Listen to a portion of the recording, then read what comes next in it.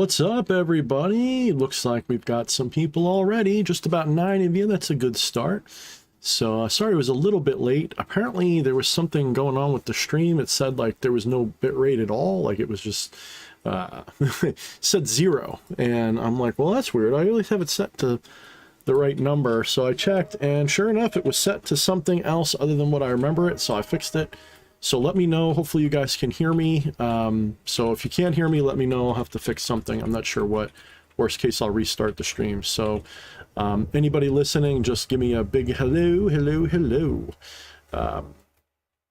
Make sure. So thank you, Shrieking Violet, the Purple Wrench. And she says it sounds good. So your sound sounds good. My sound sounds good. All right. So that's one less problem to worry about.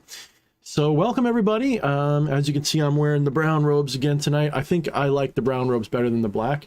I've always been like a black robe kind of guy over the years, but something about the brown is just more my style lately. It's more like that Jedi look, I suppose, but they're comfortable. You can ask my wife. I actually do wear these quite a bit. She'll come home from work and I'm wearing them from like writing and doing shit all day, especially when it's chilly. It's just comfortable. Like, I'm sorry, like, it's weird, but it just is. And they're linen, so I suppose they could be a little softer, but they're pretty cozy. So yeah, welcome everybody. Welcome. Shrieking Violet is my wife, in case you're not sure. She's here to be my little background helper. She's probably playing video games though, so try to be nice. I don't want to have to call her in and make her stop playing her video game. If she has to stop doing what she's doing to moderate you, you're gonna get it. That's all I'm gonna say. That's a joke. Welcome everybody. So we got Wyatt Coverdale here. We got Atropa. What's up, darling? It's been a while. Empress of Misconceptions. We've got Tasha Johnson. It's been a little bit. I don't know if you've been on one of my streams before, but welcome, Tasha. I know who you are, I believe. I see you on Facebook all the time. Steroid Maximus, my brother, one of the badasses of my Discord, and my more political gilded page. Gar is here, who does awesome art, and Me Too. I'm not sure if I know Me Too, but welcome, Me Too. Welcome, welcome, welcome. So let's see. Let's let the chit chat counter pick up. Let's get the concurrent viewers pick up. Make sure you share this with anybody who'd be interested in spiritual conversations about, especially non-dualism, but with relation to the left-hand path, certain forms of Luciferianism, stuff like that. That's you know, yeah. Sito says, yo, I fuck with the cloak. You can get this on Etsy. I don't have the link, but I forget. Man, I should put the link somewhere. I'd love to drive business to them. They make the coolest fucking cloaks. I really think that they do. Like, I wear this thing. It's so comfortable. Like, oh my God. I've seen Me Too around, by the way. Oh, my wife recognizes Me Too. I probably have too. I'm bad with names. Like, I will recognize a face, but I'm not so good with names. Like, if you got like when you have like a profile pic, I'm more likely to remember you, believe it or not. So, yeah. You know what? Let me pop the chat out and make it bigger so I don't have to like look like Mr. Magoo. She's been around. Yeah, okay. I see. Okay, thank you. My wife says that Empress of Misconception's been around. Welcome, welcome. Yeah, so say Brown looks good on you for not very friendly reasons. For not very friendly reasons. I'm not sure what that means, Wyatt. Are you trying to be rude to me again? Let's see. Let me zoom in a little bit. You all are looking tiny. There we go. That's fucking everything up, but it looks better. Reset that. Hopefully I don't lose all of you while I'm trying to like fix this thing. I can sort of see you guys. I don't have to move closer. Like, I feel like an old fart. Like, I gotta be like, oh, what are you guys saying? But yeah. So, okay, so tonight's episode, once we get going, is, are you saying I look like a turd? I look like a shit demon. I look like Balfagor. That's pretty cool. Yeah. But, yeah, tonight's topic, we're going to be talking about that movie that came out, that was very impressive, very, very smart, very well written, you know, pretty good acting. Honestly, it's become one of my more favorite movies in a while. I don't know if I'd watch it over and over and over again good, but it is good. I did enjoy it. It's quite deep, and whoever wrote it was actually pretty on point with regard to the principles of, well, a lot of different things. It's very clear that they borrowed from a lot of esoteric and mystical things, but also actual science. They did a pretty good job of blending certain things and came up with a really good story too on top of everything. Very moving. It was definitely funny. So,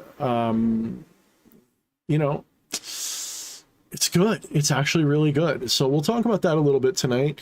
For those of you who haven't seen it, I guess I can't really say this will be spoiler free because I'm not going to make this all about the movie, by the way. So don't worry about it if you haven't seen it. I'm mainly going to be talking about just some of the ideas behind it. You know, that's mainly what I'm going to talk about, but I don't want to like give too many spoilers away. So don't expect me to like tell you the plot or anything like that beyond like the first 5 or 10 minutes of the movie. But basically, you know, the movie is, it's basically about sort of a combination of things. And it's actually, the reason I like it is because years ago, maybe 4 years ago, or maybe a little bit less than that, I had sort of stumbled upon this idea, you know, of, you know, as I recognized my own divine nature and realized that everything is divine, that everything is the same divine soul, that the Brahman and Atman are one. When I had my awakening and realized the non-dual reality of all things, and I realized the same divinity is within all things, I began to also wonder, well, if there's a multiverse, you know, does that mean that all of those many different iterations of me are also possible, and you know, all of those kinds of things? And I began to wonder, well, why is consciousness here right now, only watching this reality? And as I sort of developed this and I began to sort of think about the multiverse and about divinity, I began to realize that this entire question really explains everything when you really think about the nature of the divine in relation to the multiverse, which is itself in all of its possible forms. When you think about the multiverse, there's an infinite number of you or me or anyone else with, you know, infinite variations and probably an infinite number of copies of each variation, because for each individual, there's a universe that goes around it, and there may be something ever so slightly different about that universe. So that there's really a potential infinity of infinities out there. And then it got me to thinking, well, maybe that's kind of what time is doing. Maybe time is not movement. Maybe time isn't, maybe things don't move. Maybe nothing is moving.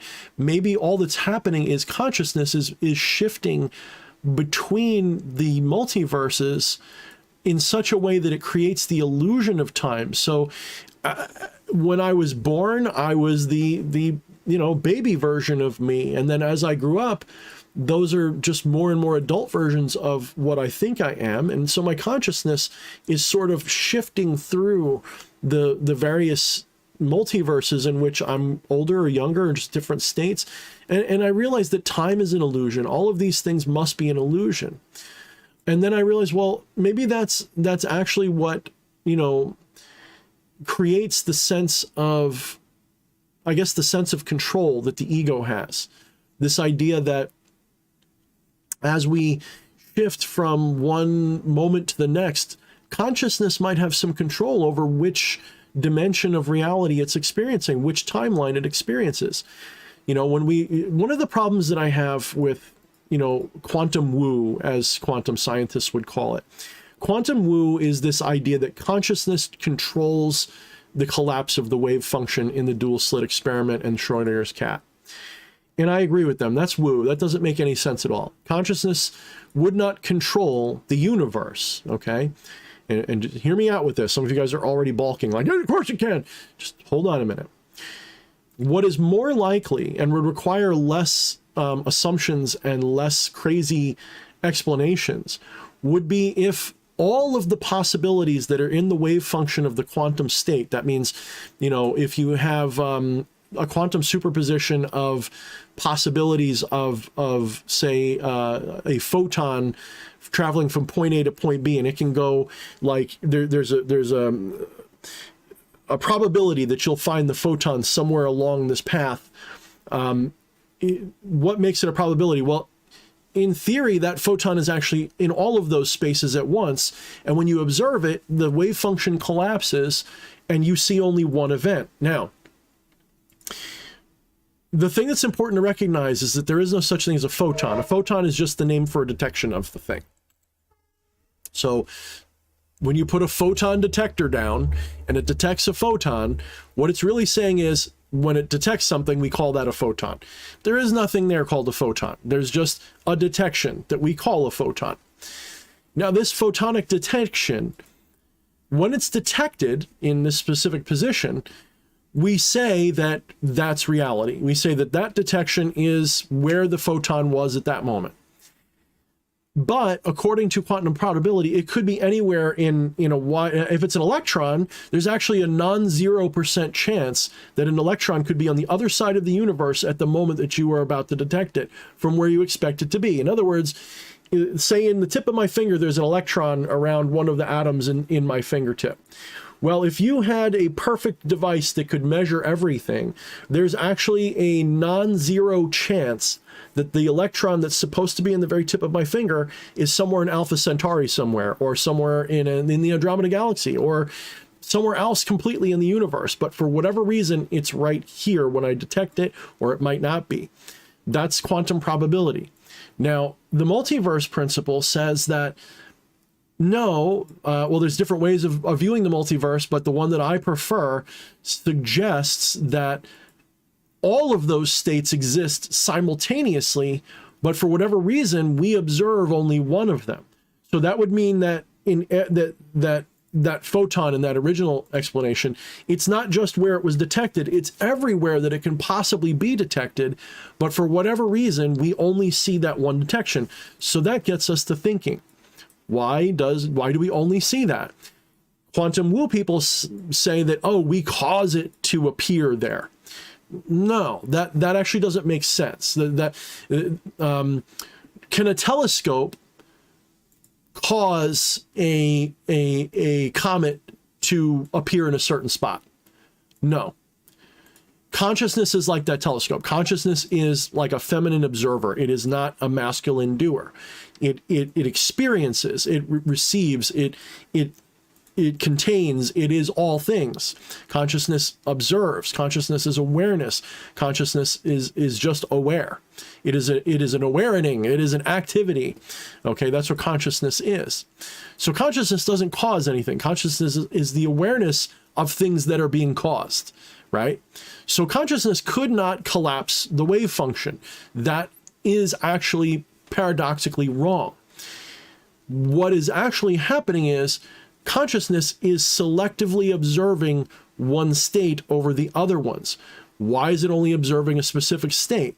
Well, that's a mystical question. That's a question that even if I was a scientist, a pure scientist, trying to argue in favor of the quantum multiverse, even if I was arguing for that, I would still have this question.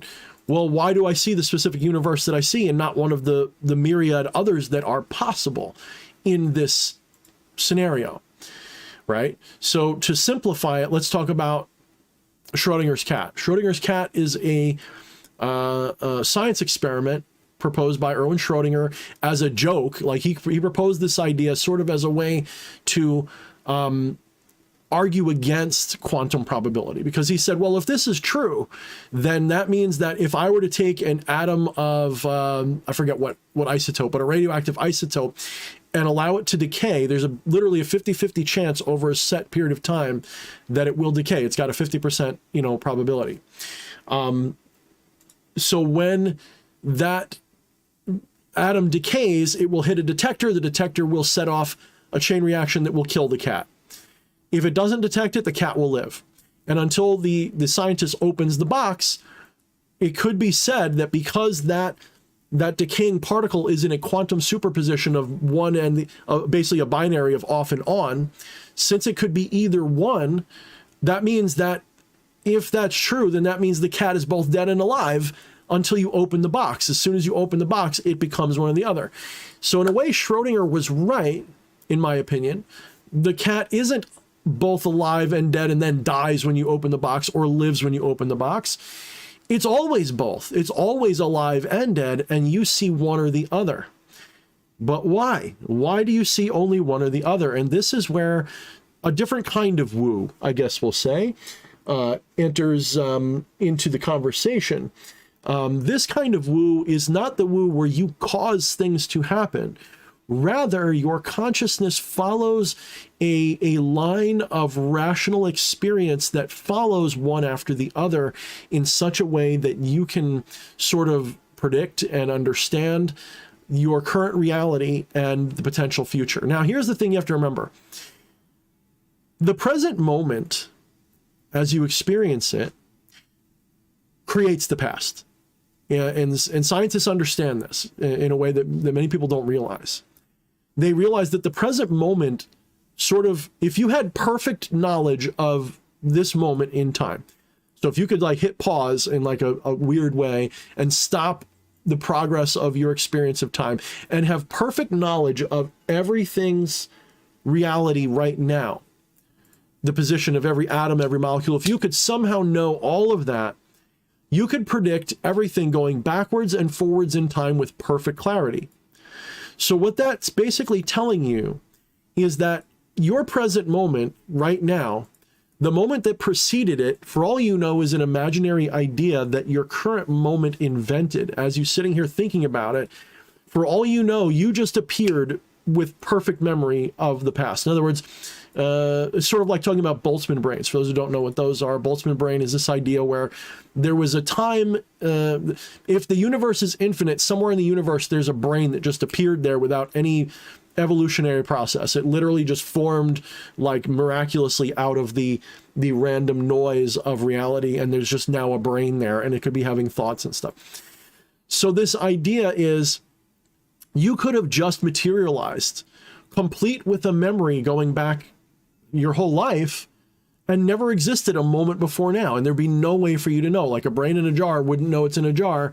If you were just created with perfect memories out of thin air, you wouldn't know that you didn't exist until just now, and your past would make total sense. So why is all this important? What is this relevant to? If multiverse theory is correct, and I'm pretty sure it is, what this implies is that, let's say there's an infinite number of me. Why am I here? Why am I seeing this reality as opposed to the one where I've got blonde hair? Why do I see this reality instead of the one where we're all dying in a nuclear war right now? Why am I seeing this reality and not a plethora of any other?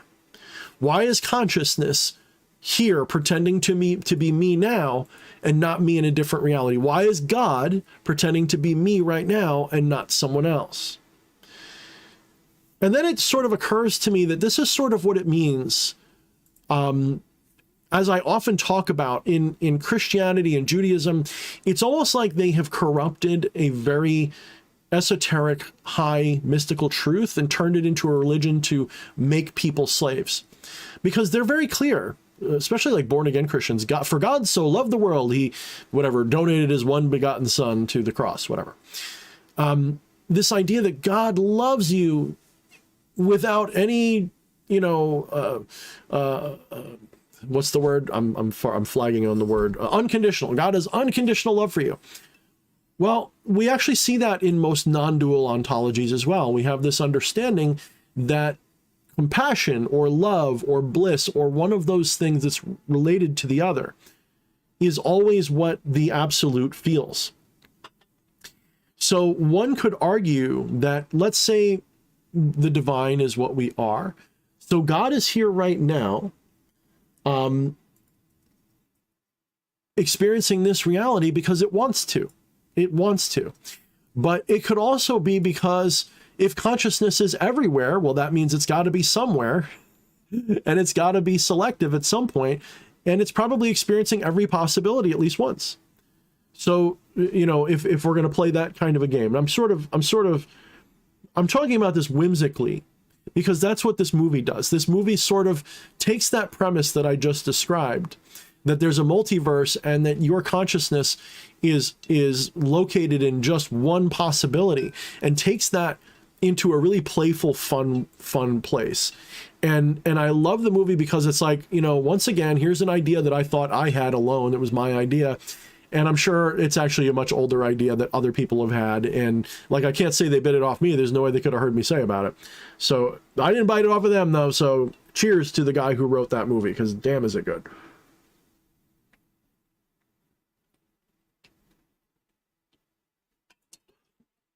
All right. All right, let's see. Let me pop the chat open here. I've seen a lot of people chit-chatting. I've been ignoring you guys so I can get my thoughts out. All right, let's see. Uh-oh, boy.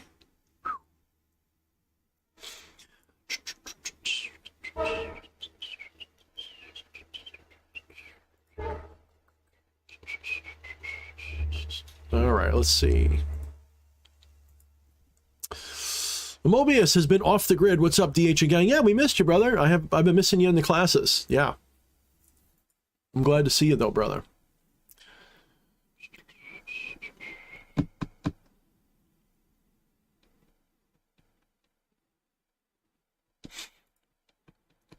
see. I'm tapping my keyboard here. That's a bad habit.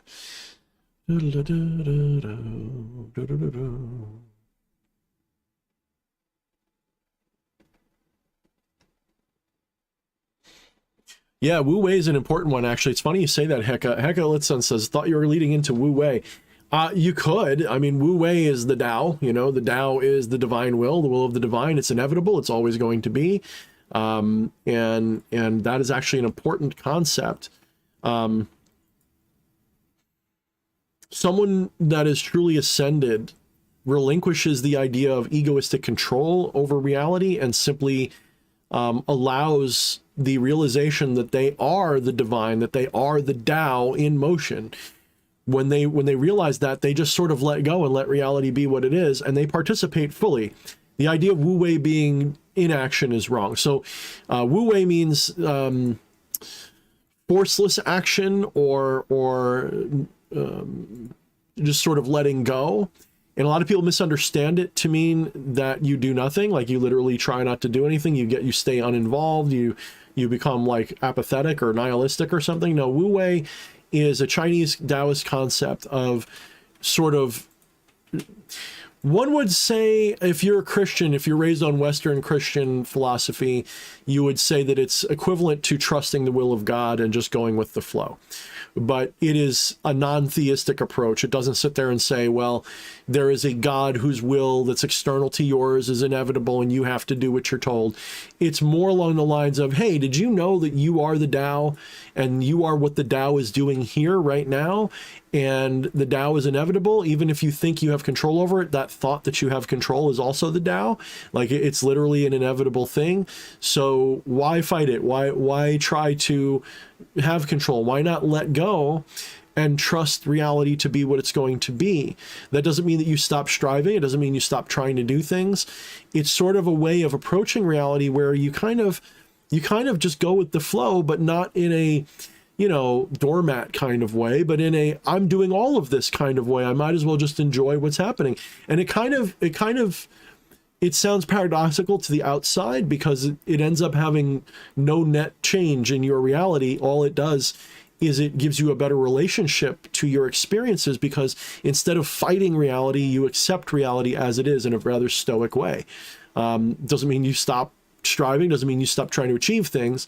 It just says, yeah, you know what? I'm just going to relax. I'm just going to relax.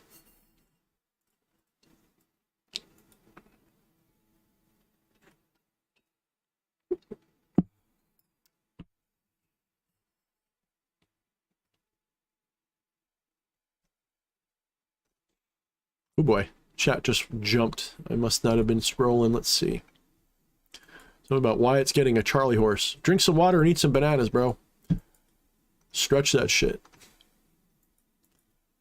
Hunter Moon's here. What's up, Hunter Moon? Yes, my mom watches, Hunter Moon says, like the Man in the High Castle TV. My mom watches that. And I avoided it because a whole bunch of people were like, oh, it's Trump. Oh, it's all about Nazis and Trump. And I'm like, you know what? I am not fucking feeding into that shit. Like, I don't even, you know, like I'm so sick of like mainstream media and Netflix and all the political, like the one-sided nature of the politics of these things. I'm so done with it. You know, I'm so tired of being called a damn Nazi just because I'm like for freedom of speech and anti-actual bigotry. You know, I'm so tired of it. So yeah, tired of it all. But let's see. Yes, Hunter Moon, like riding a wave and trusting. Exactly. Like knowing that you are the wave. Like it's so even trust. So trust still implies an egoistic attitude. But that's the step in the right direction. So trusting the wave is the step that leads you to the place where you let go. And you realize eventually that you're the wave too. And when you have that realization, even if the wave kills you, you know that it's fine. You know that it's meant to be.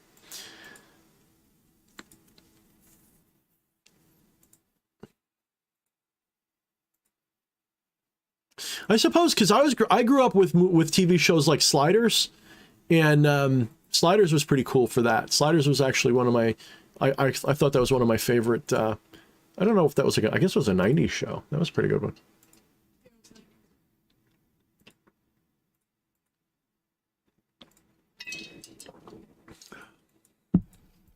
Heckle Litson says, personally, I've been looking into Uwu Way. That's a good one. I like that. Uwu. Oh my God. That's good shit. Yeah.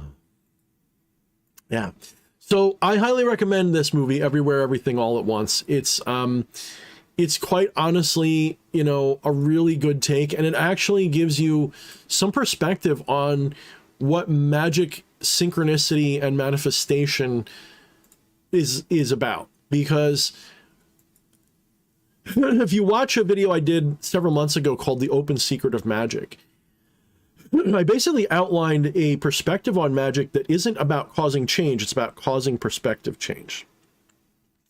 So essentially what magic really does, it doesn't cause things to happen.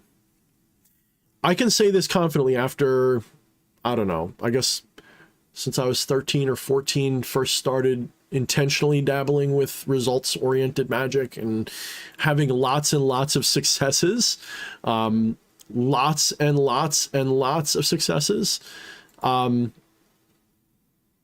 Ironically, even though I've had all those successes, I am convinced that magic never caused anything to happen.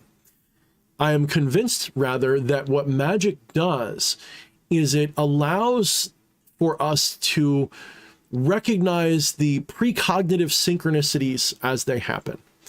So when you enter into a ritual to cause something to happen, that is an egoistic position. That's saying that I, D.H. Thorne, have some sort of ability to shape reality and make the moon fall out of the sky if I could only have enough power. But the reality is, let's say there is a multiverse of infinite possibilities. That means that somewhere in that multiverse, the moon falls out of the sky. So I'm not causing the moon to fall out of the sky. What's happening is consciousness is shifting to the reality where the moon falls down. That's what it means. Since I realize that I have no actual ability to change or control reality at all, but I can control and change perhaps my perception of it. And when I say I don't mean my ego. I mean consciousness has total authority on what reality it sees. So if consciousness can change the reality that it's witnessing, then in theory, it could change its reality to pretty much anything. So, magic doesn't cause things to happen. Magic is a way to synchronistically become aware of your own divinity. I mean, that's really what it boils down to. Consciousness will inevitably see the reality that it needs to see.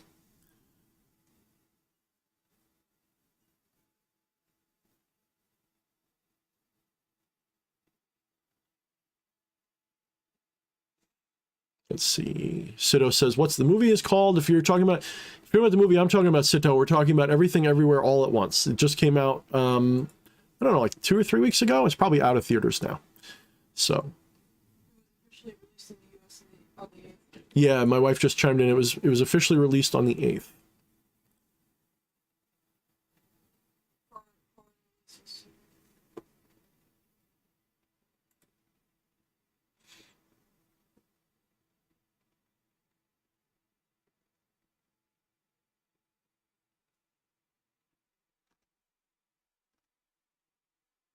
Let's see.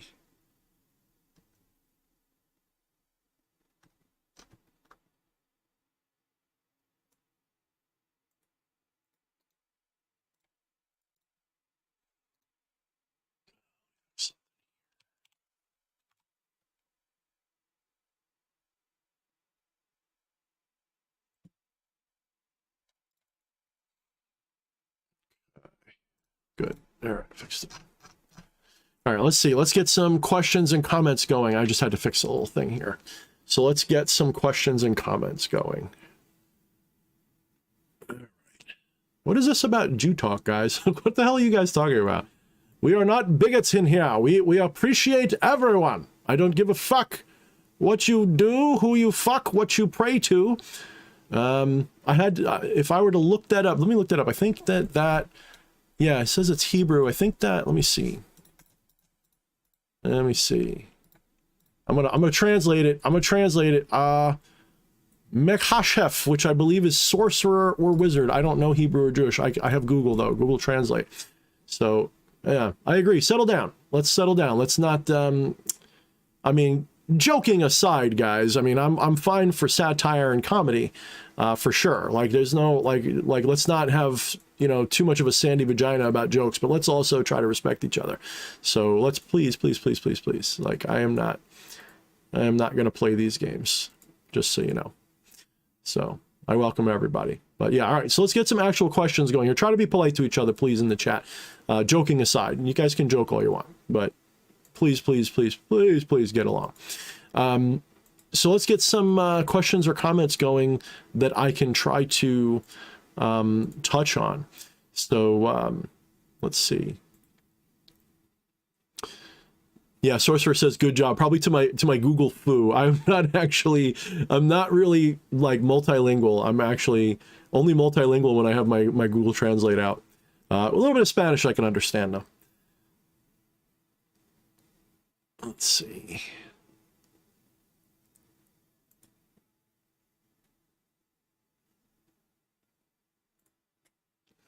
So why cover to ask sort of a strange question. Here's a question: assuming everything is infinite in the universe, that should include awareness. Doesn't that mean that infinite reincarnation is the only possible afterlife?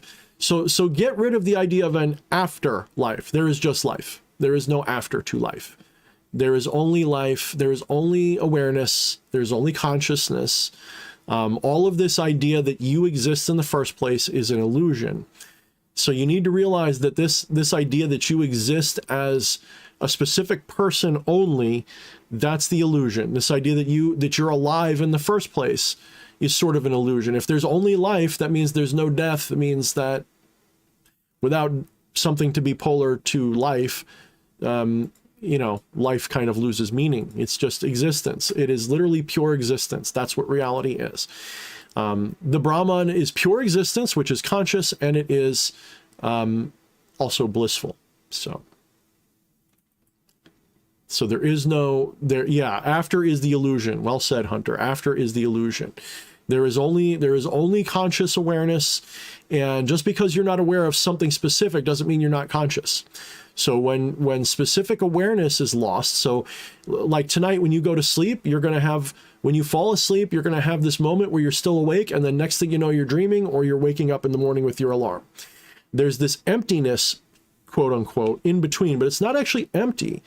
It is just simply, it's not even a lack of awareness. That's the mistake.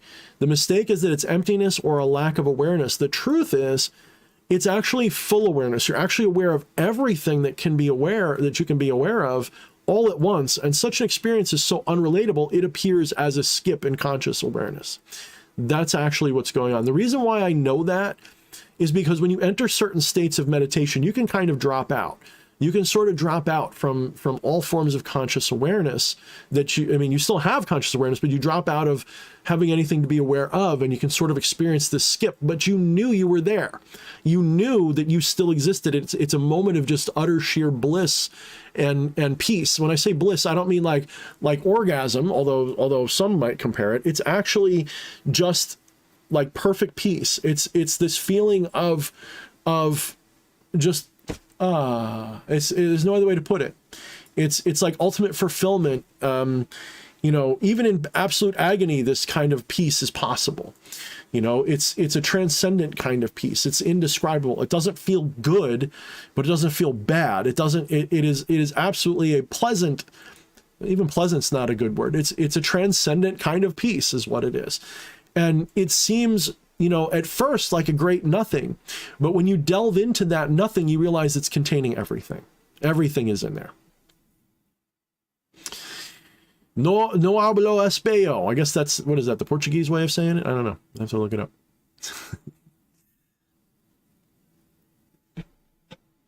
The sum of all you ever knew equals zero. Well said, Ajna. Yes, exactly. The sum of all knowable things is nothing.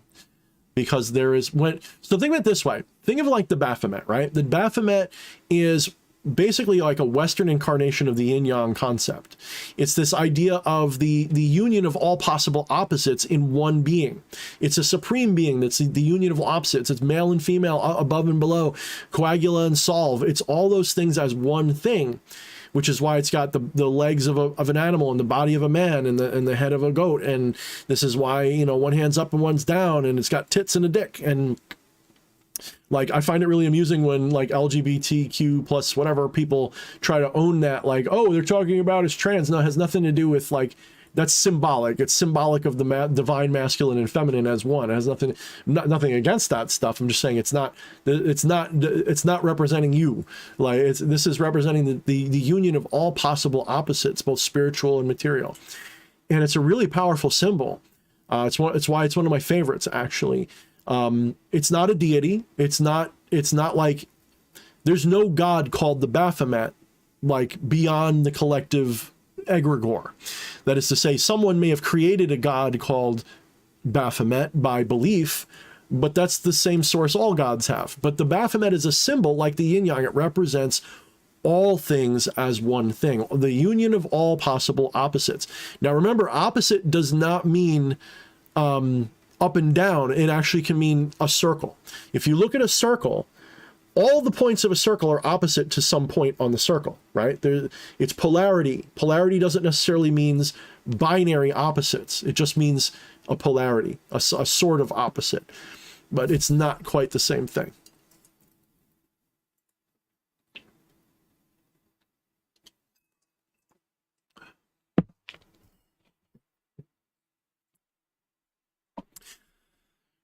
All right, let's see. Atropa says, yeah, I know what you're talking about, D. I had that moment during extreme pain. Pain is definitely one of the places where that can sort of happen. Pain and pleasure, to be brutally honest. Like they can both sort of... they can both sort of like evoke it. I think this is one reason why Osmond Spare, look, Osmond Spare is pretty good. But I sort of think that there's certain areas that, I think he did a lot for Western magicians, but I wouldn't argue that he's necessarily like the second coming or something. You know what I mean? I think he makes some great observations and some great points, but I think he sort of like Aleister Crowley and the Theosophist Society and all these people, and myself included, I suppose, in that way, interpret ancient mysticism and maybe thin it out and dilute it a little bit and sort of maybe miss the point on some levels. When Osmond Spare is talking about like gnosis and achieving gnosis, and then modern chaos magicians use, orgasmic moments, they think that's gnosis. Yes, you can find gnosis in that moment, There's no question. But you can find gnosis in any moment. You know, I mean, that's the thing, is that is the true revelation of gnosis is samadhi. And samadhi is not, it is not ecstasy. It is not pleasure. It is not pain. It is the disobjectification of experience, the union of subject and object. It is the total dissolution of egoistic identity. It doesn't mean that you forget your ego. It simply means you realize that that is not what you are. You are all egos. You are no egos. You are, all things are one thing. It is the complete, you know, like when you look at reality, whether you realize it or not, by and large, as you're experiencing reality, you are consciously and subconsciously drawing little outlines around everything you experience. There's a reason why cartoonists draw the way they do, because subconsciously that is how we see the world. We see the world as a bunch of little outlines filled with textures or with meaning, right? In Hinduism, this is called Namarupa. Okay, Namarupa is name and form. So Nama being name, Rupa being form. And Nama is, when we say name follows form or form follows name, doesn't really matter. But we look at reality and we give things names and we assign forms to them. In other words, you know, this is actually aluminum, but I call it a can because it takes the form of a can. It's aluminum in the form of a can. But aluminum is the form of atoms, of aluminum atoms, as aluminum, as energy, as aluminum. And energy is a form of pure existence in the form of energy. So that's form. Name is what we call the form. So we call it an aluminum can. I don't need to call it anything for it to still be what it is. But the form that I see it as is also a decision that my consciousness is making as it separates the energy of this from, say, the energy of this pen. The energy in both is the same energy. There's no difference between these two energies. They're the same kind of energy, but they are in different forms because my conscious awareness, in a subjective, relativistic way, creates a separation between these two forms, even though they're both energy of the same general thing. It's all pure existence that is separated. So consciousness separates things, creates lines around things, creates borders around things. And that is why you see the reality that you see. It doesn't cause anything. It doesn't create anything. Your mind has no power over creating things. It's literally an observation that becomes a reification. The word reification is a great word. You need to look it up if you don't know it. It's a very powerful word. I'm studying Jnana Yoga at the moment, and I wanted to let you know, DH, oh, that's pretty fucking cool. I think that's Jnana, right? Jnana Yoga. I'm not familiar with that. You'll have to like hit me up on Discord or whatever and pop me a link so I know what that is. I'd be interested to hear about it. Let's see. Hunter Moon, does this naming and bringing things into our dimension bind or limit it more? No, that's the thing. You've got to let go of this idea that you can change reality. You've got to let go. And I'm not saying this like, oh, you have to. I'm saying that from my personal. From my awakening experience, I realized that this idea that you can change things is backwards. You have to realize that you are just seeing different things. There are no things. Things are an illusion. The idea that there's even things in the first place is an illusion. Names and forms are astral identities. They're astral identifiers. They're imaginary things. They're conceptual. They're linguistic. They are not actual reality. Actual reality is completely transcendent of what we name and form things to be. Now, on one hand, when you're saying, like, I'm calling this an aluminum can, well, your specific interpretation of this object, it doesn't change the object, but it can change your perception of it, changes your behavior with it. It changes your relationship to it. I mean, to be honest, I'm not even sure this is aluminum. It's probably tin or something, right? So whatever this is actually made out of, because I know it's an aluminum can, in my mind, that means I can fill it with a liquid and drink out of it. But it's not simply an aluminum can. It's also a cylinder. It's also a bit of a muffler. If I put it over on your mouth, it actually functions as a muffler. You can't really hear me as well.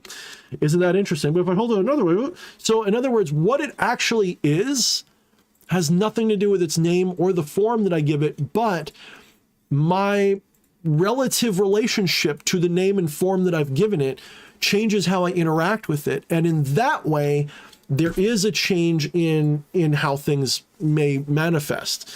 This is the power of names. This is the power of form. When you understand the power of name and form, you understand that it's really related to the power of perception. This is why politics is all about perception and optics. This is why everything that's going on in the world right now, this is why the New World Order globalist prickbags want you to think that you've got no power and that you're losing every chance that they can give you. And then next thing you know, turns out you're not so powerless after all. All it takes is for you to turn around and say no. So let's see.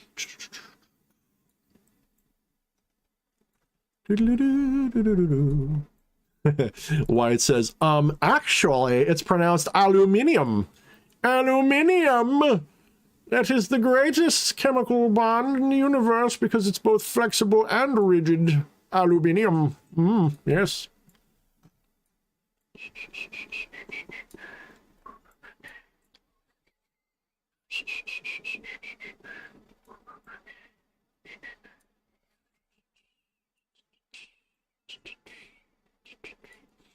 Let's see. Hunter Moon says, so it's more about alignment or meeting it where it is. How would we maybe change ourselves? And this is what we have the most influence over in your, okay. So Hunter, you are experiencing what I would consider a crisis of egoistic existential, like an existential crisis of ego. You are trying to ascertain,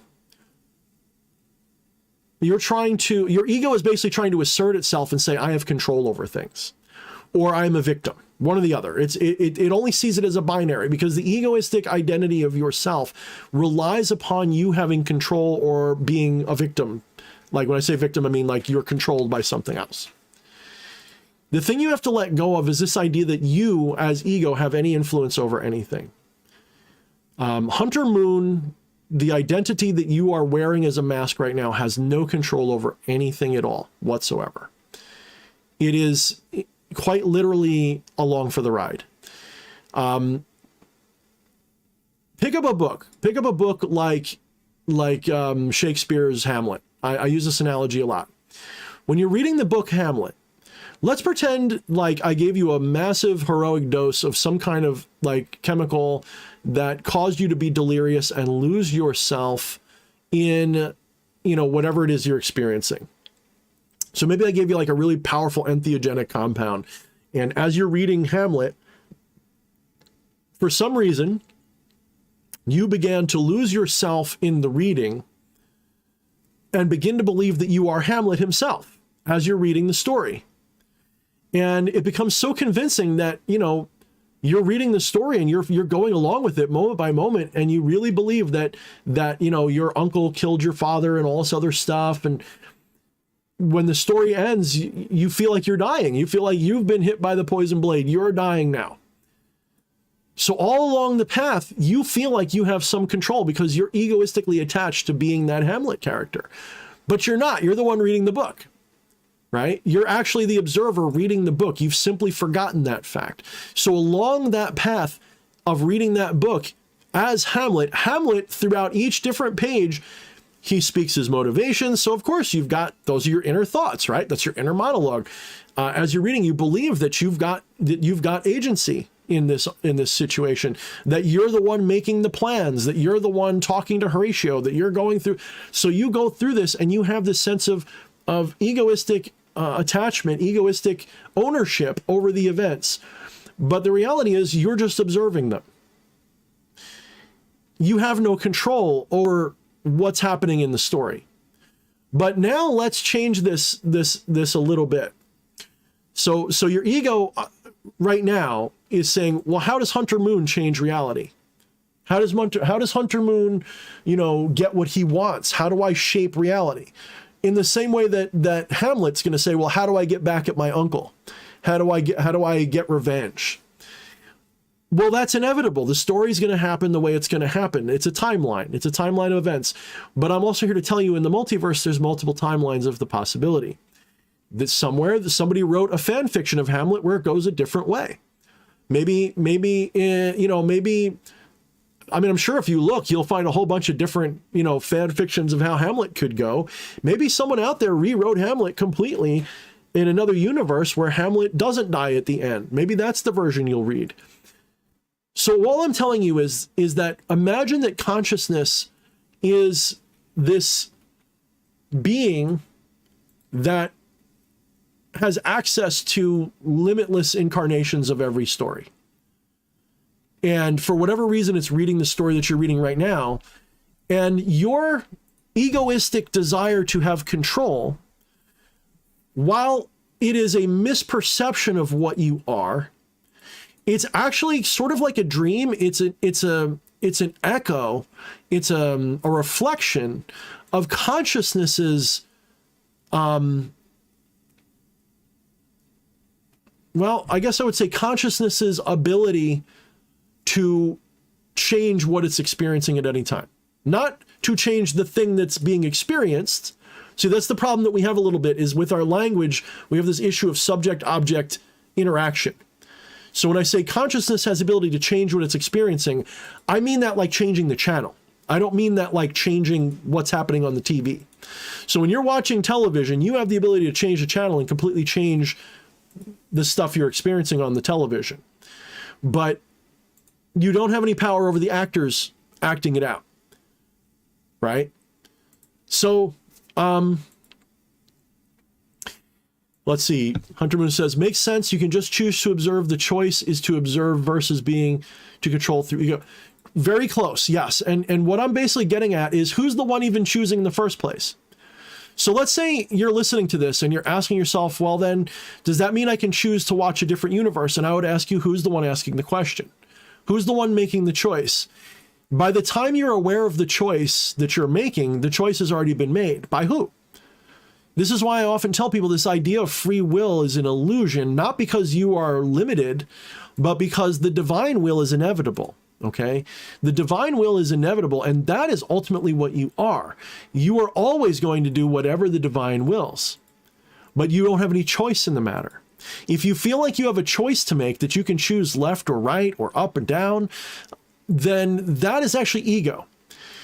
When you're actually free, when you're actually acting in accordance with divine will, there is no sense of choice. You are literally just acting. It's like when you're driving a car and you're going for a joyride, you don't worry about going left or right. You just intuitively go where you need to go. You don't think things through. You don't feel a sense of choice. You just feel like you're not along for the ride in a submissive way, but in a cooperative way. You're cooperating with the road to go somewhere, right? The road leads somewhere, but you have to actively participate in the road to get there. But the idea that you have to choose something is also an illusion. That's Wu Wei, by the way. That's what we're talking about. Wu Wei from before. That's actually Wu Wei. It is going along with the divine will without this idea, this feeling like you have to choose anything. The reason why this is important is because even this idea that you're making a choice, you have no control over.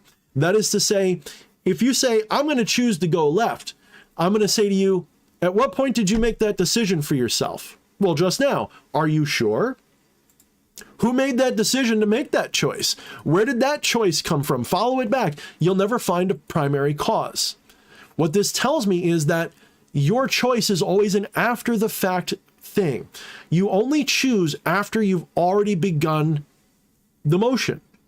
Now, I can also prove this to you, not just from a mystical perspective. There's actually scientific studies where they will hook you up to electrodes in your brain, and they will actually measure your subconscious activity, and they can detect that you've made a decision before you're consciously aware of it.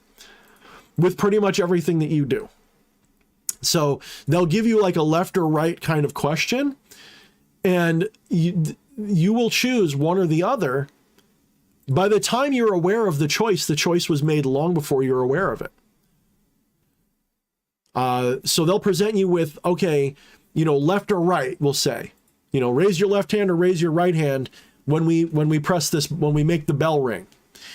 And they'll measure your brain activity, and they'll actually detect sometimes 7 or more seconds before you actually know that you've made the choice. Your subconscious mind already made the choice.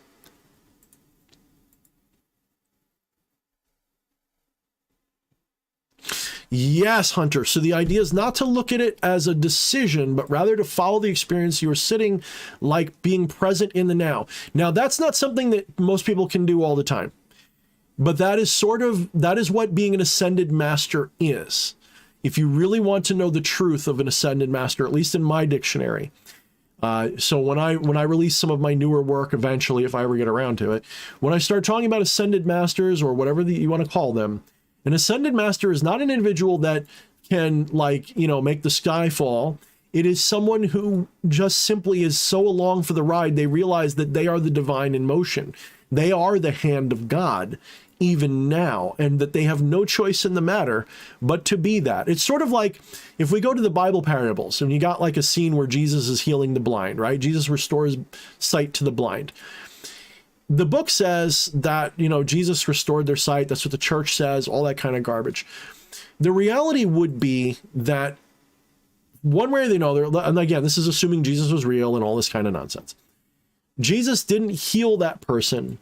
Jesus simply knew that if they took clay and molded it in their hands and rubbed it into the person's eyes, whatever blindness they were experiencing would be relieved, whether it was psychological blindness, whatever. Doesn't mean that they caused it. Doesn't mean that the mud caused it. Doesn't mean that there was any cause and effect. It was simply a realization that would happen. Then Jesus, realizing that they are the Son of God, meaning back in the day when you said something was the son of, we're talking about hierarchical ownership. We're talking about your finger is the child of your hand. Your hand is the child of your arm. Your arm is the child of the trunk of your body. Jesus is the child of God as an extension of God, as in the hand of God. So Jesus, being the hand of God, is a being that realizes they are God. They realize that they are God. They are an avatar of God, that God is interfacing with reality through Jesus. So Jesus had no control over anything. Jesus was just a name. That's just my interpretation of the Bible, by the way. It doesn't mean it's right. It doesn't mean Christians will agree. It's just how I like to engage with it. But so the point is, you've got to sort of let go. You've got to sort of let go and realize that you're already in control of all of it. And when I say all of it, instead of thinking of it like Hunter Moon has control of the universe has control over Hunter Moon and itself. All of it at once. Hunter Moon is what the universe is doing here, right now. So sort of invert the conversation a little bit. When you invert things, you get some wild revelations. Let's see. Hunter Moon says, yeah, hard to do that and not respond to reality like you're saying, trying to... Exactly. It's very hard because you and I both, most of the time, exist in an egoistic state of consciousness. I would argue that some people like myself are able to transcend it for limited periods or even long periods out of the day. But even now, like, I fade in and out of having an egoistic experience. There's times where I just go with the flow. I have no idea what I'm going to say next. I just say what comes to mind. Then there's times where I'm trying to choose and plan, or I read a comment that I don't like and I get, my hackles up or something and my ego kicks in. This is an ongoing thing. This is why people often think that enlightenment is the end of the story. Enlightenment's actually the door opened into the foyer of a much bigger universe, okay? Enlightenment is the threshold. Enlightenment is not the end. When you achieve an enlightened state, when you achieve this state of realizing that you are the divine, then you have to then integrate that. The ego has to live that now. And this is why you will find that people who encounter this is why the word ego death matters. Because what happens is when you experience ego death, well, that's a misnomer. You can't experience ego death, okay? Because there's no you to die. But when ego death happens, that ego is dissolved, it's disintegrated. It is seen, it begins as, hey, I'm not this person. That's just a myth that I pretend to be. You might then push it away and forget about it for a while, okay? But that ego will be returned to you, because as a living mortal human being, so long as you are a mortal human being, there will be ego. It is inevitable. Like some people say, Thorne, you're too egotistical. And I go, well, if I wasn't egotistical, I wouldn't be here. Neither would you. Like, ego is exactly what makes us feel mortal. So long as you're a mortal human being, you're going to have at least some egoistic habit in your experience. It's going to be there. So the challenge then is, as that ego dissolves, it will reform. And when it reforms with this experience on top of it or within it. Think of it like training an animal or something. The more you repeat the training, the more the animal learns. The ego is much the same way. It's just another kind of habit.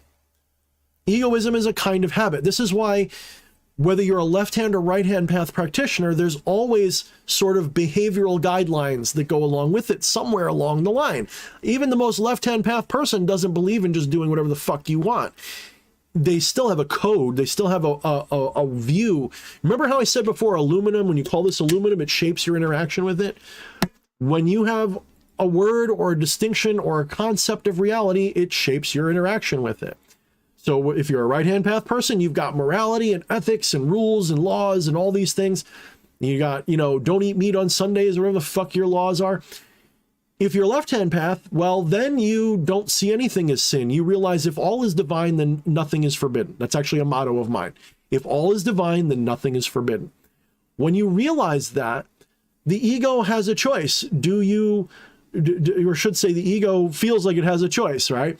How do I integrate the realization that I am the divine? How do I integrate that realization that I am God and yet still be here? Well, let me give you one more analogy, because you keep saying that I'm saying all this really well. Let me give you one more analogy that I love. And that analogy is that of the lucid dream. When you're sleeping at night, when you have a dream, most of the time you don't know you're dreaming. Most of the time you're asleep, and no matter how weird it is, Ricardo Montalban could be riding on the back of a Bigfoot chasing you through a forest into your third grade classroom where you're naked and your teacher's telling you that you need to eat a bologna sandwich. This weird ass fucking dream that makes no fucking sense. Even in the middle of that weird ass dream, for you, that's reality at that moment. Ricardo Montalban riding on the back of Bigfoot, that's a real person, and Bigfoot's a real threat, and the forest is really there, and for some reason your school in the middle of the forest makes total sense, and your teacher yelling at you for not eating bologna sausage while you're butt-ass naked makes total sense. No part of you says, that's not real. You're fully invested in that dream in that moment. And when you wake up later on, you look back on the dream, you're like, well, that's stupid. That makes no sense. That couldn't be real. But you can also have a lucid dream. Now, a lucid dream can be a dream where you have power or none.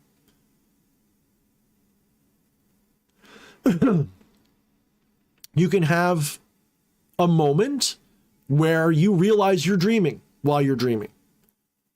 The sleeper awakens, or as Hexa said, the dreamer must awaken. The sleeper must awaken.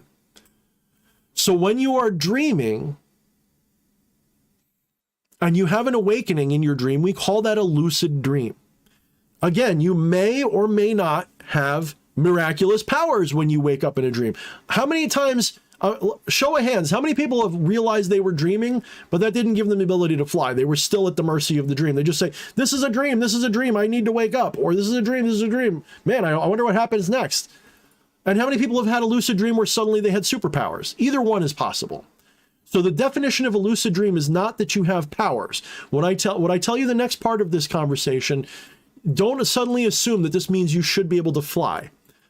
But I'm going to tell you that when you're someone who has had this enlightening experience, when you realize you're the divine, it is equal to having a lucid dream in the daytime. You realize, so what is a lucid dream to someone in the day-to-day world who's not dreaming it at night? Well, a lucid dream in the everyday world is what's called enlightenment. That is the awareness, that's gnosis, that's samadhi. That's the awakening and realizing I'm God having a mortal experience. And you can fall back asleep anytime and still remember that you had the dream. That's the great part. Just like I can remember I had a lucid dream the other day, I can remember that I was God 20 minutes ago, but I've forgotten again. You can flip in and out of this realization anytime. And the irony is, the part of you that wants to wake up is the ego, because your ego is what gets in the way of waking up. It's this funny catch-22. The divine is always aware of itself. It's just not always remembering that it's aware of itself. So this is why I use the analogy of lucid dream. You are literally capable even now of waking up and realizing that this experience that you're experiencing is no different than a dream. Once again, scientists can go and show you that the brain, if we assume that the brain is where the origin of conscious and mind is, that the brain has no distinction between sleeping awareness and conscious awareness, except through certain very, very, very, very subtle things that the brain does. And what it actually does is it only distinguishes. It doesn't mean that it can tell the difference, if that makes sense. Just like you can tell when a dream changes from one dream to the other, consciousness can tell when it's dreaming or when it's awake. But the irony is you're not really awake right now. You are dreaming even now. If you understand the higher mystical, metaphysical understanding of what I'm telling you, you realize that even now, while you're listening to me, this is a dream. It is a dream of mortality. So, okay, Hunter has gotten all of my answers for a little while. Thank you, Hunter, for those, for the chance to answer those questions. Otherwise, I would have to just sort of come up with them out of thin air, but I enjoyed answering those questions, so thank you. Ooh, getting dry throat here. So I'll probably go for about another hour. And I mean, at this time, I'm not going to do like last time where I said, oh, I'm going to leave in like 3 minutes. And I spent like 3 hours. So literally, I'm going to set a timer. And I'm going to set it for 50 minutes. And when that, not even, I'm going to set it for like 40 minutes. I'm setting my timer for 40 minutes. Where are you? There it is. Alarm, stopwatch, timer. Let me boomer this shit real quick. I'm a Gen X boomer, though, so I'm more of a Schumer. All right, is that what it'd be? Not a Zoomer, but a Schumer. 45 minutes. Sounds good. 45 minutes. You know what? Fuck it. I don't like you guys. I'm going to do 40 minutes. Oh, wait. That's 40 hours. Dude, I totally am... Dude, that is such a boomer moment. God. There we go. God, I'm sure somebody's laughing their ass off. 40 minutes. Start. Said start. Good. All right. I'm not this tech illiterate, I swear.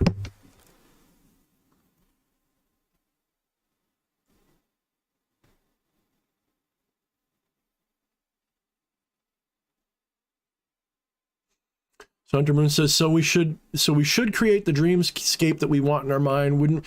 Here's the thing, who's creating it? So you're doing it again. That's the ego saying, can I create my dream?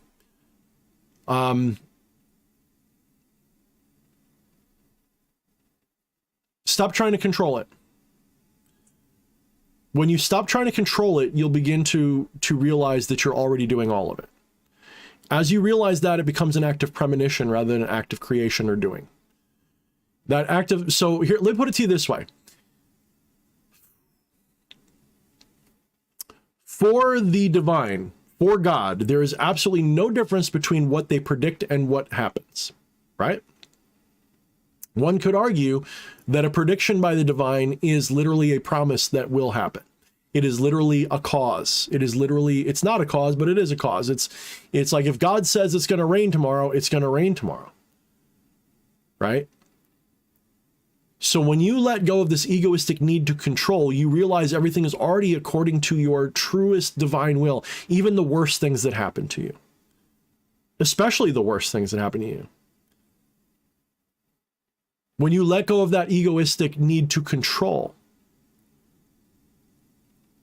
and you let go, you realize total control.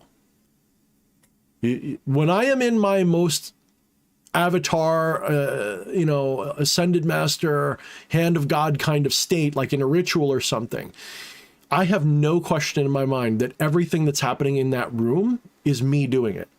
Not me, D.H. Thorne, me, the divine. And not just that room, but the whole world. I may not be able to sense every bit of it. I may not be able to be aware of every bit of it, but I have no doubt in it. It's like, I don't feel like I'm moving my hand. I feel like my hand is moving. And that hand is moving because the divine moves through the hand. It's a weird inversion of identity. And it takes, there's no language for it. Some people I know, I'm sure some of you guys chatting here have maybe experienced that, but there's no real language for it.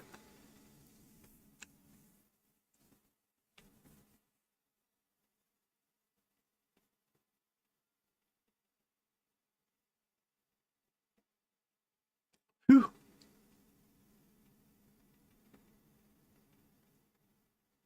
People talking about Castaneda in the chat. I do like Castaneda.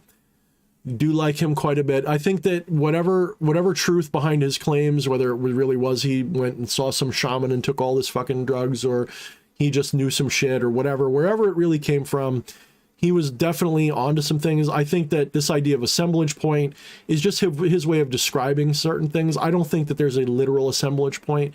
I think the assemblage point is like the center of your conscious identity. And maybe it was sort of invented by him as sort of a way to communicate an idea that's not invalid, by the way. It is a valid idea. It's just, I don't think it's a necessary one, but it is an interesting one. I definitely think it's so. But yeah, when you shift that assemblage point, you're basically shifting your perception, you're shifting your perspective. And the irony there is that everything changes, but nothing changes. Like when your perception, when you realize that you're the divine, it's almost like you were taken out of your body and flipped inside out and backwards, and the whole world is exactly as you left it. It's just now it looks different.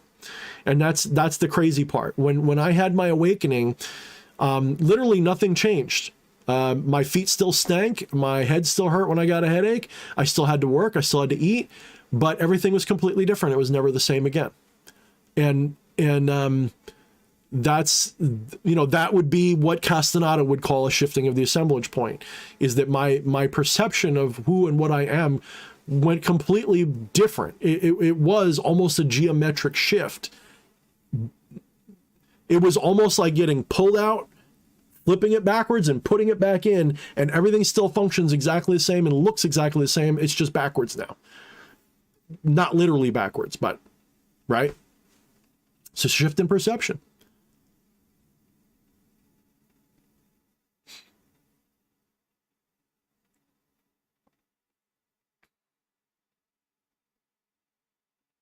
Whew, I'm losing my voice tonight.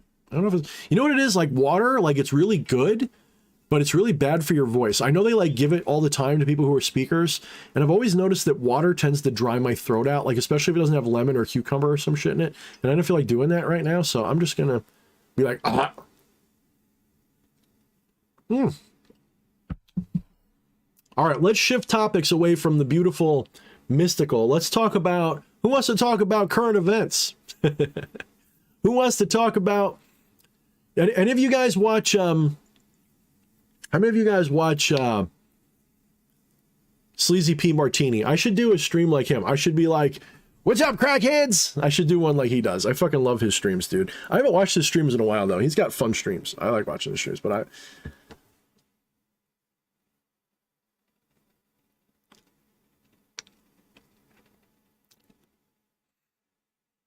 you know, Sorcerer says that energy remains, it's just in a different shell now.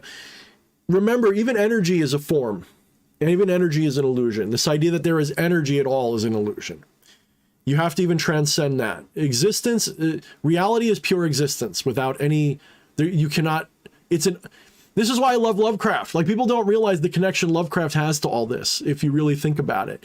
Lovecraft's whole view of his cosmic horror, whether it is because it's like it's sort of like a abstract art where everyone can insert their ideas into it or not, it was really clear to me that he sort of tuned into a certain aspect of higher reality where it literally is incomprehensible. It's unspeakable. True reality is unspeakable. It's ineffable. I love the word ineffable. It sounds so stupid, but I love it. Reality is ineffable. It is absolutely without form. It is without name. It is unspeakable. It is unseeable. It is invisible. It is unknowable in the mortal way that you think about things. Totally unknowable in that way. However, you can completely know reality in a Gnostic sense. You can be aware of reality without having intellectual, and this is, again, where language breaks down. What do you mean when you say you can know it without knowing it? What does that even mean? We don't have words for it. This is one of the reasons why why it's so difficult to talk about these things without using the occasional Sanskrit or even Greek words. They're way more useful. But then you have to learn what they mean translated into English, and sometimes that's hard. But even that's not useful because even those words don't do it justice. Those words are just a way of talking about it. It's a way to communicate it, but they don't do it justice. Think of it like this. When I say the word blue, does the word blue do justice to what you see in your mind's eye when you think of the color blue? Absolutely not. All the word does is point to your personal subjective reference of blue. We have no way of knowing if what you see as blue is the same thing I see as blue, but I know that when I say the word blue and ask you to think of the color blue, you will think of whatever that is for you. And because the way nature seems to work, we'll agree on what things are blue, but we still have no idea what it looks like. For all I know, if I were to shift my consciousness right now, we'll say into my wife's head, when she looks at a sky that's blue, it's going to look pink. But I don't know what it's going to actually look like. See, the experience of blue, the qualia of blue may be different for everybody, but we agree on calling that, the inspiration for that qualia the same thing. Qualia is another good word.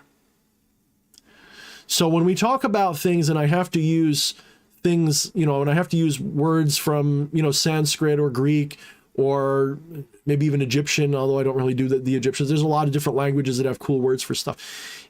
It helps because it's a better word than, so if I use the word gnosis, I am not referring to knowledge in the academic sense. And this is one of the things that triggers me, and I say that jokingly, that triggers me about many supernatural spiritual people these days, is they'll talk about their gnosis. Well, my gnosis is this. That's not gnosis. Like your knowledge, like if King Paimon comes to you and tells you that he's got 10, he's got 11 toes, and you come to me like, my gnosis is that he's got 11 toes. That's not gnosis, right? I know that is maybe a correct usage of the word in a literal sense, but that's really doing a disservice to the meaning of gnosis. Gnosis is meant to be something inexplicable. It's meant to be something mystical. Mystical gnosis is something completely transcendent from just knowledge, right? Knowledge is knowledge of the illusion. So when I say this is a pen, that is knowledge of the illusion. Knowledge of the transcendent truth behind it is not a pen. It is something unspeakable. I can know this object when I'm holding it in my hands. I can know this object as not an object, as part of the whole. If I transcend for a moment, if I let go of my mortal awareness, if I step back, let's see. It's not a pen anymore. It's not a pen. But it's there. All the things I feel and see and know are not the pen, because there is no pen. Pen is just a form. It is absolute existence that I'm experiencing that's coming to me in the way that I call a pen.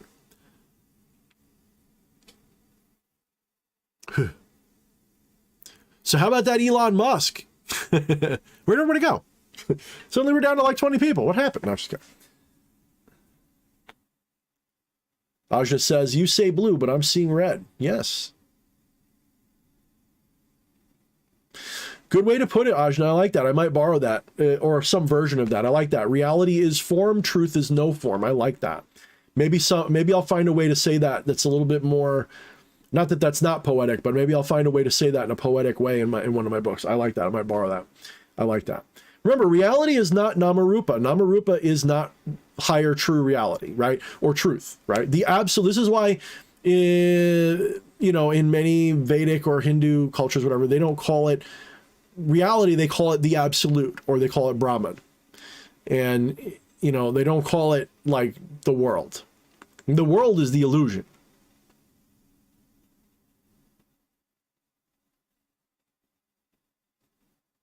Hecka Listen says, I love you, dude. I mean it. Oh, thank you, Hecka.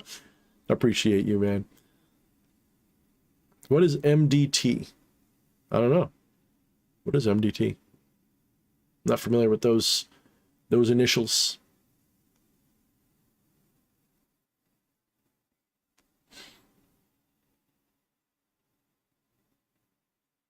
Whew. Saving my throat for a minute. All right. So, yeah, how's everybody liking the way things are shaping up lately? There's a lot of crazy stuff going on. A lot of crazy stuff going on.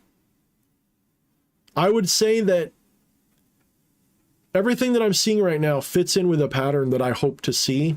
And I did what I call a paradigm shift, you know, where I believed I could change reality and oh, MDT is Mountain Dew. Okay.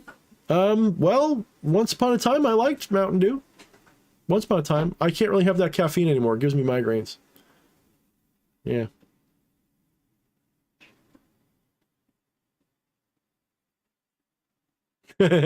What do you think of Elon's plan? Short version.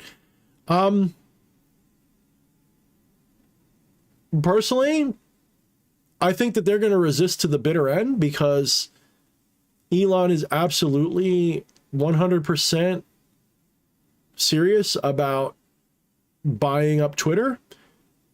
And probably because Elon recognizes where his bread is buttered, and he realizes that the fate of humanity and his chance of reaching Mars and all these things that he wants to do is going to be utterly smashed against the rocks if this authoritarian globalist system goes into effect in the world.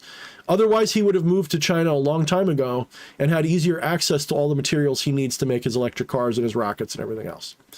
No, he does not, from my understanding, and I know people who actually know him.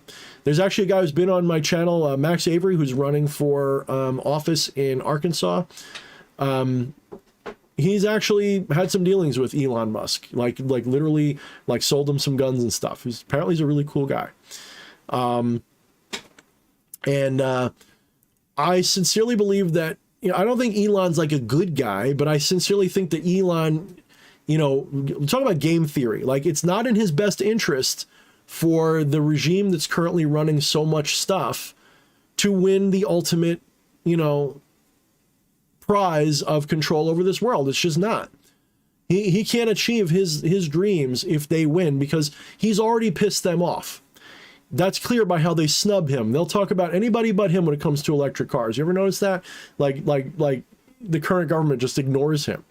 So I have a feeling he's made some deals with some powerful people who are opposed to the globalist system.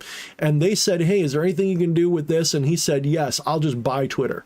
I have a feeling that's what's actually happening.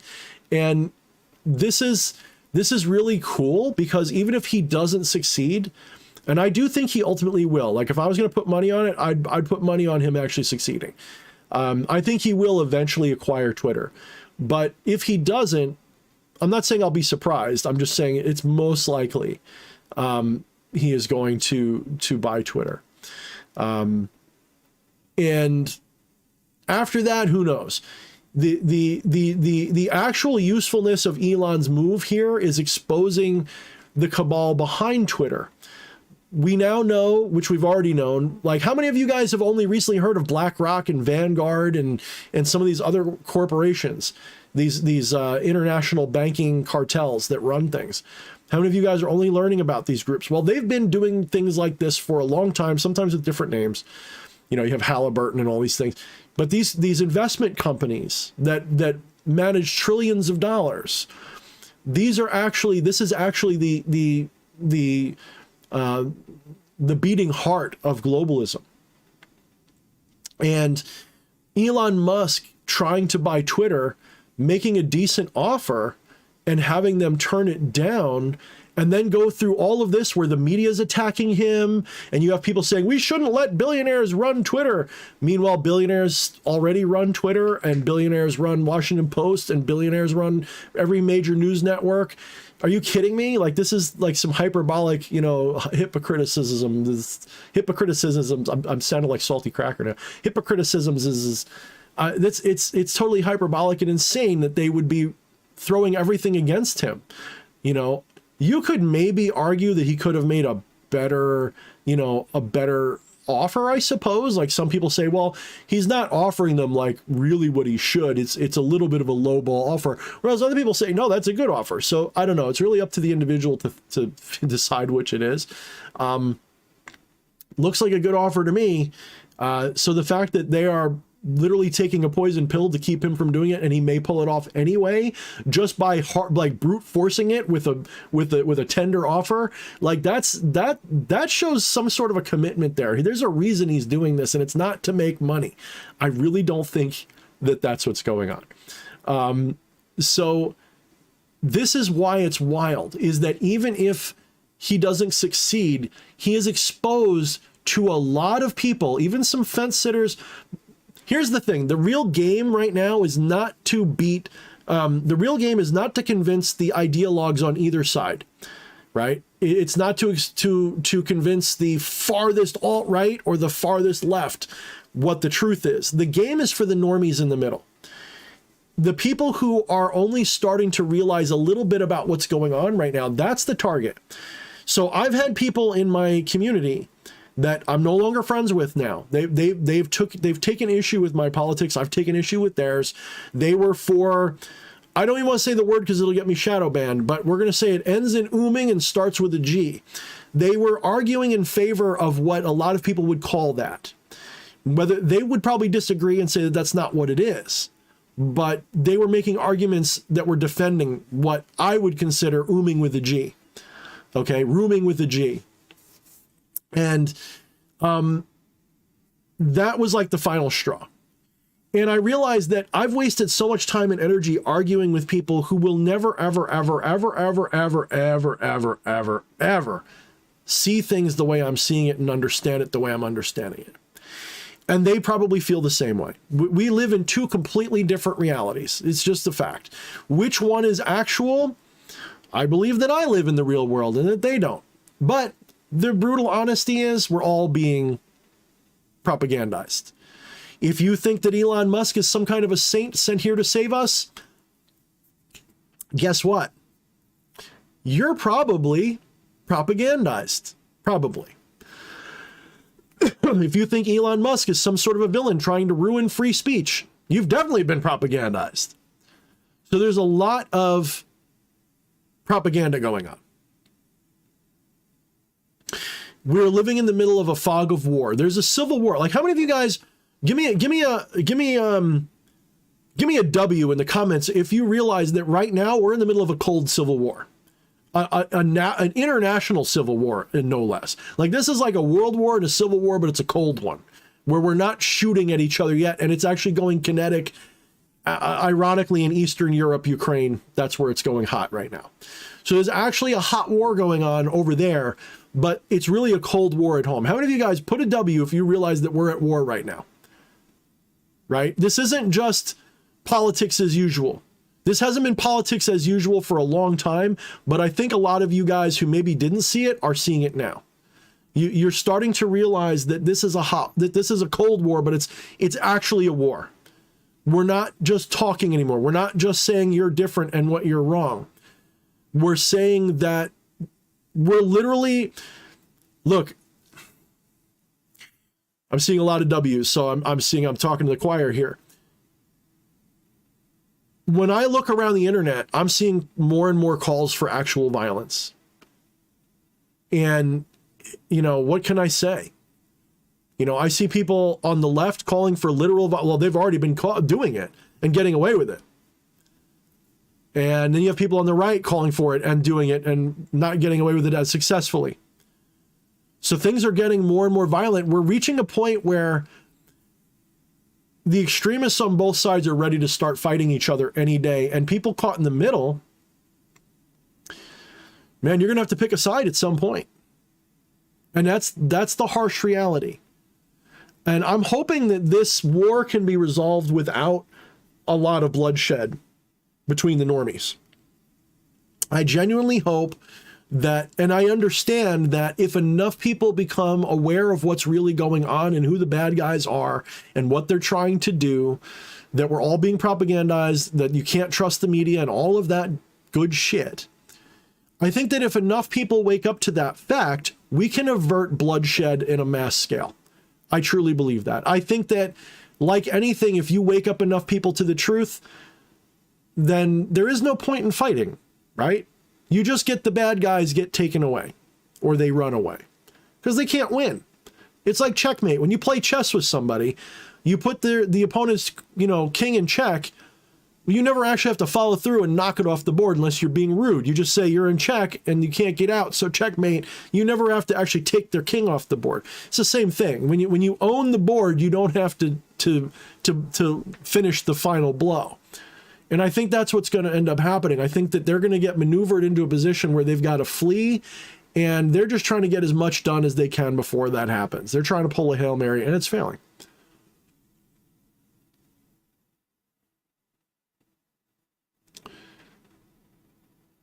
Gov versus Gov, they're pissing contests and people are paying. Me Too says Gov versus Gov, they're pissing contests, people are paying for it.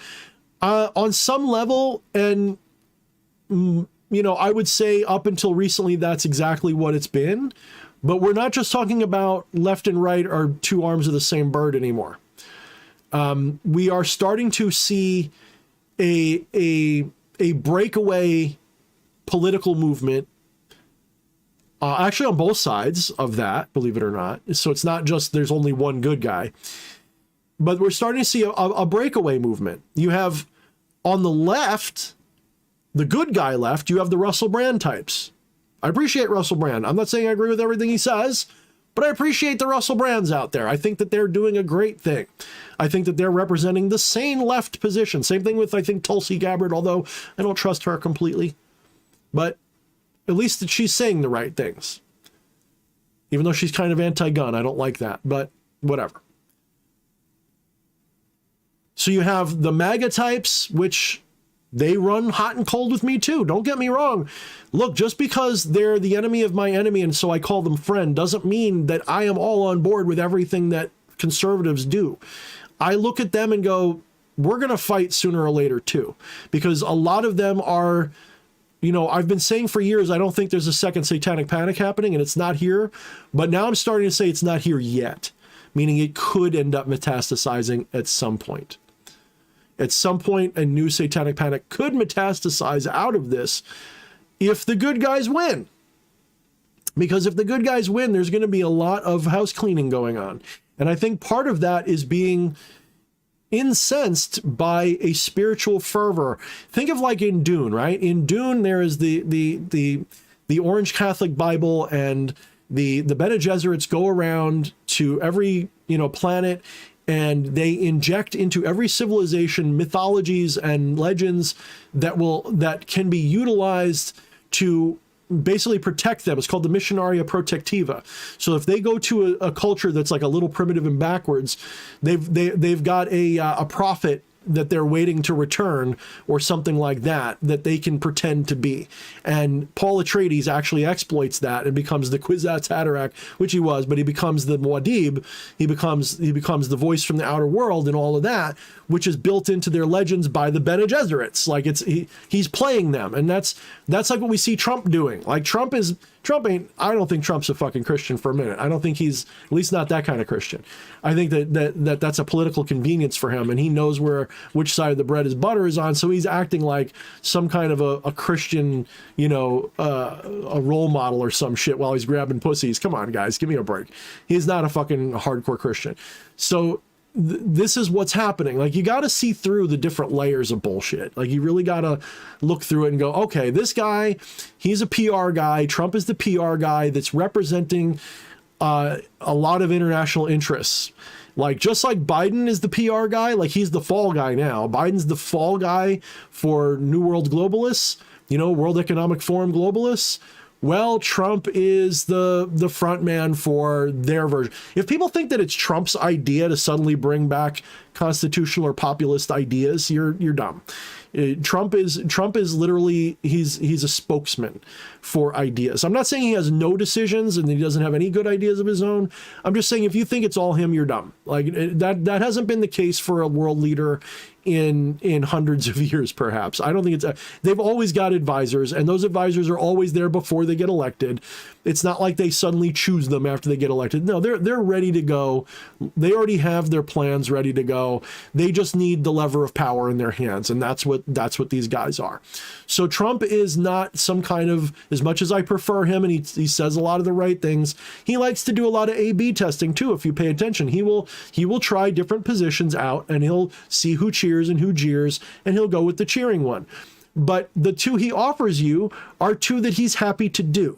So it won't matter which one. Like, he offers you, like, well, you can choose A or B, but A or B both serve what he wants to do. And what he wants to do is what his advisors want him to do. And his advisors are actually the ones, the hidden masters that are pulling his strings. So at the end of the day, you've got to get out of your mind this idea that there's good guys or bad guys or whatever. Right now, there is literally just people who want to control the world in an oligarchical, technocratic, New World Order, Great Reset, all those buzzwords, right? They want to use a system that does that.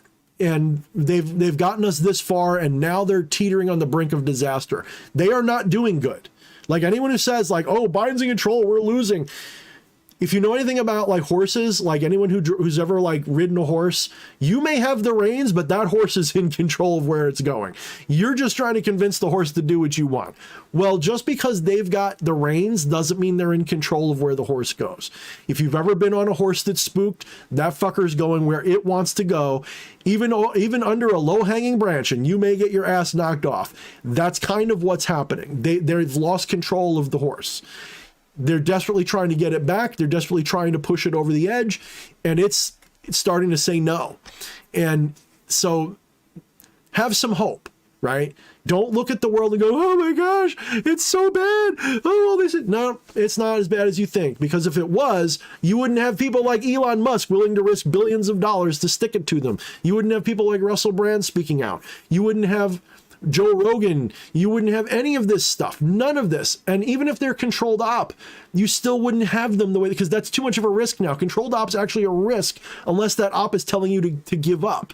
If that controlled op is telling you to give up, like it's really bad, then it's probably controlled op.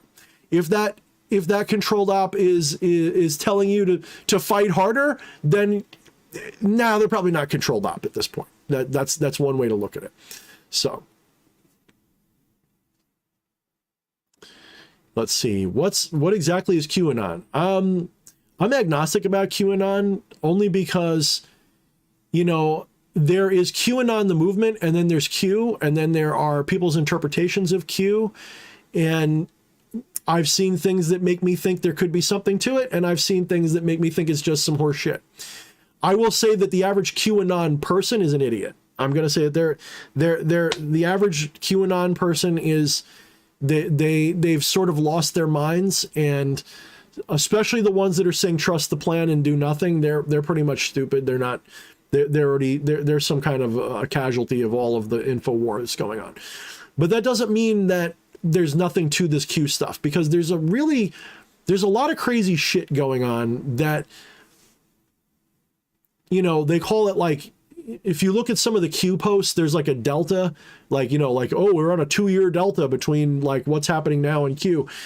Q will have said stuff in their anonymous posts on Reddit, on 4chan. They'll have said stuff, and then 2 or 3 years later, it's suddenly really relevant right now.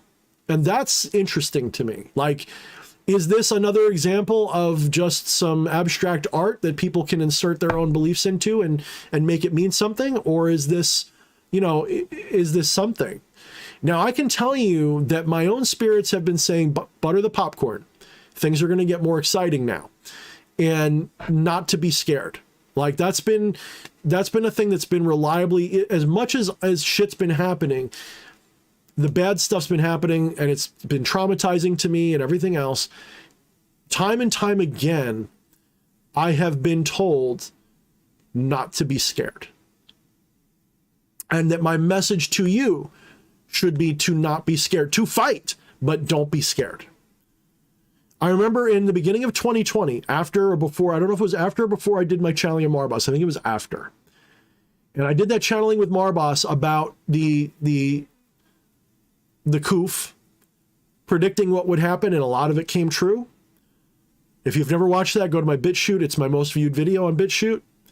I did a very awesome channeling of Marbas. I mean, that was a powerful chat.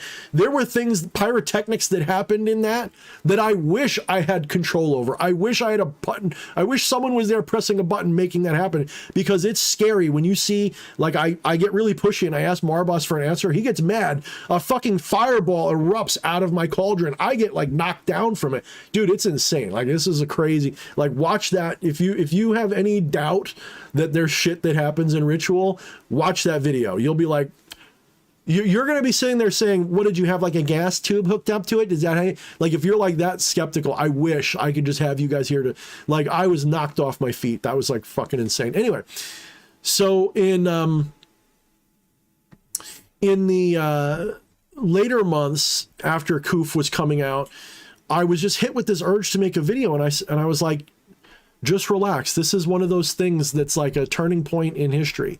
This is the Great Reset meets the Great Awakening, and they are colliding, and it's like an unstoppable force and an immovable object, which is going to win, right? This is the fight of not just our time, but a fight for the heart and soul of humanity. I mean, I hate to sound like Alex Jones, but this is something he's right about. It is a fight for the heart and soul of humanity at this point. If we lose, there's nothing to be afraid of, because it's over. It's literally over. A lot of people will live. I don't mean it's going to be like we all die necessarily, although, you know, we're all going to die eventually. But it's like, it's settled. Like, if that happens, just, you know what? Just learn to live with it. It's not going to, you're not going to change shit. And if you win, then glory be, you'll be free. So don't be afraid. This is the fight that you're here for. You incarnated here and now to witness or be involved in what's happening. Do not be afraid. Don't you dare be afraid. Don't you dare run from this time. If you're one of these people who can't even look at it because you're scared or you're upset or it's bothering you, man, you are not facing your shadows. And that brings me to maybe a final topic, is that I will remind some of you guys, in 2020, myself and a group of others opened the Shadow Gates. We call it the Shadow Gate Project. And some people freaked out going, no, you can't do that. You're going to destroy the world. And they probably think I destroyed the world in 2020. They probably do. There are some people out there right now who truly believe that I destroyed the world by opening the Shadow Gates in 2020, because they're going to point to everything that's happened. And you know what I'm going to say? That's not what the Shadow Gates do. The Shadow Gate, when you open those Shadow Gates, you're letting the shadows out, which means you're now able to see them. It's literally exposing the shadows. It's literally saying, come on, shadows, run free. You've been locked in the abyss all this time. It's time for you to be free, for everyone to witness you. And lo and behold, in 2020, the world is awakening to shit that it has been ignoring for generations. Now, if I believe magic really causes things, I should be taking a lot of credit right now. And so should the people involved with that. And I won't name them, but they know who they are. They're in the Discord. They bring it up too. Well, one of them was admitted, Shadow Doc, for example. We had a team of like 1.25 people, and then I weaned it down to about 15. 15 people took part in that. And we opened up gates around the world. So for those of you who are freaking the fuck out seeing what's going on, you're welcome. I didn't cause any of the shit that's happening. I'm causing the fact that you're seeing it. It's the mask has come off. Well, I'm joking when I say I caused that, guys. That's me being an arrogant prick for a minute. The reality is I opened the gates because you were always going to see it. I didn't cause you to see it. It was going to happen. And I'm supposed to sit there and feel like I took credit and all of that. It goes back to what I said before. That's my ego trying to take credit for what's happening. But if I'm going to be egoistic, I'm going to let myself be egoistic about that one. I opened those gates with my friends, and now you can't deny what's happening. You can't. That's right, Hunter Moon, you did, and so did I. We all incarnated to be here right now, this minute, to have these moments of awakening, to have these realizations. This is what enlightenment feels like, to become aware of something that is just, you're not learning, you're letting go of illusion. That's what enlightenment means. That's what real learning is. Real learning is not an acquiring of something. It is the letting go of the thing that makes you blind. Odo says, mind the shadows. You damn right. You're damn right, mind the fucking shadows. Because if you don't, you won't even realize you are one. That's the fucking irony. Ego does not exist without shadow. Without the shadows, you don't exist.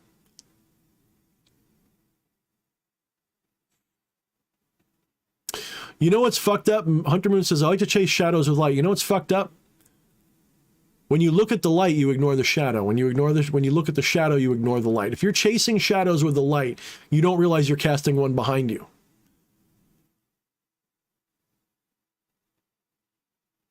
Shadows are a trip. All right. I got 2 minutes left on my clock here, which means I'm going to end this pretty much now. So for those of you who appreciate my work and you like what I have to say, there was absolutely no super chats tonight, which is a little unusual, but I appreciate you guys anyway. Don't worry about it. But if you want to support my work somehow, if you want to give me some kind of uplifting help, there's a lot of ways you can do it. The free ways, of course, include like, sharing, subscribing, and comment on my videos. The more they're commented on, the more they're liked, the more they're shared, the more they go up in the algorithm, the more the shadow ban can't hurt me. And I'm not shadow banned at the moment, I don't think, but I haven't been producing as many videos, so I've sort of shadow banned myself. I've sort of gotten sick of doing content creation because I genuinely don't respect a large portion of the left-hand occult community anymore. I look out there and I see just a lot of people that I don't respect. I'm not going to name names. All you guys are cool, obviously. I'm talking about, like, you know, a lot of groups. I see a lot of superstitious, just idiots. And I feel like it's pearls before swine at this point. Doesn't mean I'm going to stop. I just sort of have to get re-inspired. I sort of have to feel an urge to reach out again. And that'll come when it's time. But right now, no. Right now, I feel like I got to do stuff just for me. So content will be coming in the form of streams for a little while till I get over that. Let's see. Yeah, so that's the main way. If you can't afford anything, that's fine. If you want to hook me up with financial help, buy my books, go to my Teespring, go to my Etsy page. My wife just put up, if you go on my Facebook page, you'll see my wife just put up a bunch of new mirrors for sale. And I still have, you know, I didn't wear it tonight. I forgot to put it on. I still have my Trinity of Self pendants. I still have, I think, 4 of them. So they didn't sell quite as fast as I hoped, but they did sell a bunch. So they're still available. And this is the Trinity of Self for those of you who are familiar with my book. Oh, there's my alarm now. Look at that. Yay, dismiss. So for those of you who are familiar with my books, you will... you'll know what that symbol is, and maybe I'll do a stream about that again at some point. That's on my Etsy, and then I have my books, and then I have my Patreon. I am doing a meditation class every other week through Patreon, so if you're interested in that, check that out too. It's $20 a month. You can take part every other week. I usually post those for people to watch later, and if you can't watch them later, you know, that's what it's there for. Hey, Yepson just showed up. What's up, brother? You just came in to say hi. Cheers. Hope you're all doing well. Tell your friends, warn your enemies. He came in for the ending just to say the ending line. I love that. Maybe we'll get him to do a visit one night. He sort of took off for a while indefinitely. He needed to do things for himself, but it's good to see he popped in to say hi. So maybe at some point we'll get him to do a call in or something, and we'll have him on for a half hour or something, but no pressure, just if he wants to. But I've been busy too, because I'm doing like extra work right now. So I haven't even been able to hang out with people. Like, I haven't spoke to Yepson in a few weeks, beyond just a few things here and there. I haven't spoken to EA in like a month or two. Like, I've completely gone full hermit mode. You know what it is? I want to be a hermit, but I don't want to be totally alone. Does that make sense? Yeah, weird. Anyway, guys, that's it for this stream. If you guys enjoyed it, like, share, subscribe, find a way to send me money if you want. Buy one of my products is how I prefer you do it, or buy a good service. Get something for that money. Don't just throw me money for free. You know, make me earn it. Make me do some tricks. Make me do some dancing monkey shit. I don't care. Make me earn it. That's how I like it to be. So, all right, guys, until next time, probably next week at the same time. Until then, mind the shadows and tell your friends and warn your enemies.